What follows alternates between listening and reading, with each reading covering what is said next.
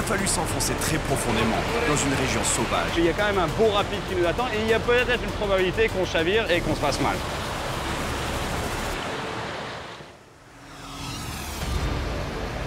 Je crois qu'on commence à arriver dans des rapides sérieux ici. Faites attention là! Ok. Bien. Mon équipe et moi sommes sur une rivière sauvage de Colombie-Britannique, en direction de spots de pêche très reculés et accessibles uniquement par la rivière. Par ici, on espère trouver les fameuses espèces de saumons migratrices qu'on recherche. Wow, ça commence à devenir gros les rapides ici. Mais pour l'instant, notre principale préoccupation se trouve juste devant nous. Wow. Oh, c'est un gros rapide ça. Il y a trop de courant. À mon avis, j'ai pas le temps d'aller au bord. Okay, guys, stay back. Go to shore. Big rapid. Hang on, guys. I'm gonna beach the raft. J'arrive à prévenir Jeff juste à temps pour qu'il rejoigne la berge. Mais pour Chris et moi, il est déjà trop tard. J'arrive pas à ramer jusqu'au bord. Le courant est trop fort. Chris, prépare-toi à sauter. Toi, tu peux encore rejoindre le bord. Bail out, bail out. Chris s'agrippe tout de suite au rocher pour se sortir de l'eau. Mais pour moi, c'est trop tard. C'est énorme.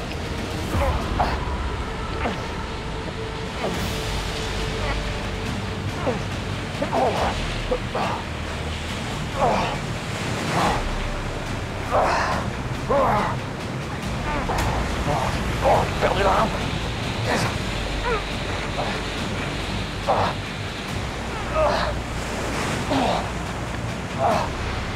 Putain, je vais passer par-dessus le bord.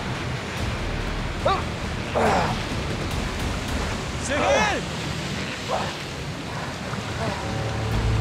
Cyril! Ouais, c'est bon. C'est bon. Chris me rejoint en bas des rapides, épuisé, mais sain et sauf lui aussi. Cyril! Ça va? J'ai failli mourir, mais ça va. Voyons donc, qu'est-ce qui t'est arrivé, mec? T'as perdu la rame? J'ai perdu la rame en plein milieu du rapide. Enfin, sur la fin, je crois. Et je me suis fait Rocky. j'ai complètement perdu le contrôle du raft. T'as vu ça au milieu du rapide? En plus, j'ai perdu la rame. Et t'as sauvé la caméra et tu t'es sauvé. C'était du rodéo là-dedans. Aucun contrôle. Je me suis retrouvé, je pense, là, j'ai tapé la tête à un moment donné contre le rail, je suis revenu, j'ai perdu la pagaie. Et on a quand même regardé la rivière, on l'a analysé. Mais celui-là, on l'avait peut-être sous-estimé un peu. T'es arrivé vite, mec. Très vite. On vient malheureusement de faire l'expérience d'une section de rapide particulièrement dangereuse, qu'on avait un peu sous-estimée. Et juste en dessous de nous, se trouve un canyon qui paraît pire encore, et qui est navigable uniquement quand le niveau de l'eau le permet. Eh, ça peut être dangereux, on peut se tuer ici. On sait pas ce qu'il y a de l'autre côté du virage là-bas. Ça se trouve, il y a bien pire que ce que je viens de me taper. Faut vraiment faire un repérage.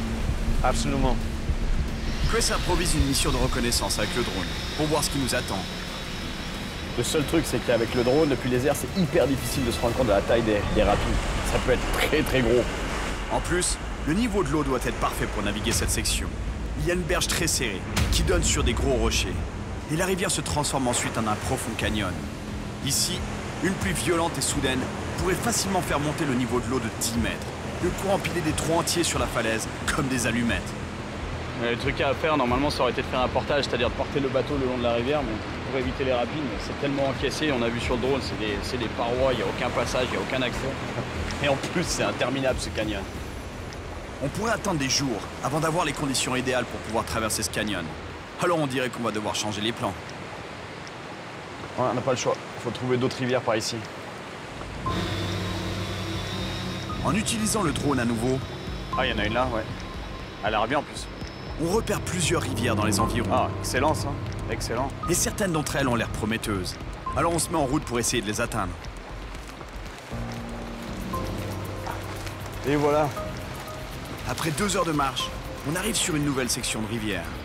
Ici, le faible courant et la profondeur semblent parfaites pour abriter un saumon en pleine migration.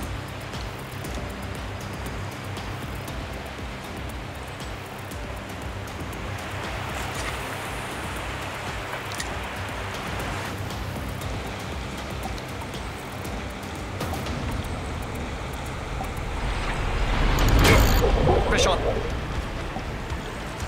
J'ai finalement une touche. Gros poisson ça. J'espère que c'est un chum. Oh. Et ça a pas l'air petit. Gros poisson.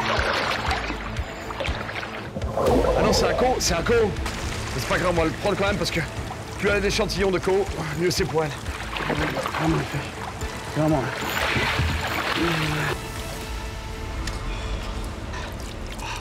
Superbe co.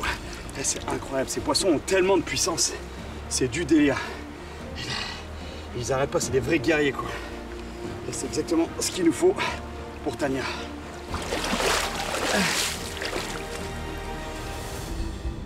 Notre toxicologue spécialiste des saumons, le Dr Tanya Brown, nous a demandé de prendre des échantillons de 3 espèces de saumons du Pacifique.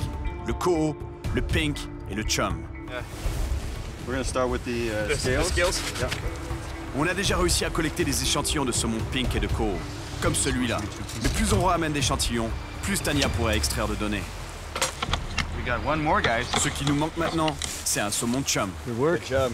Good work, man. Yeah, good job, Gary. Good work, Good job, man.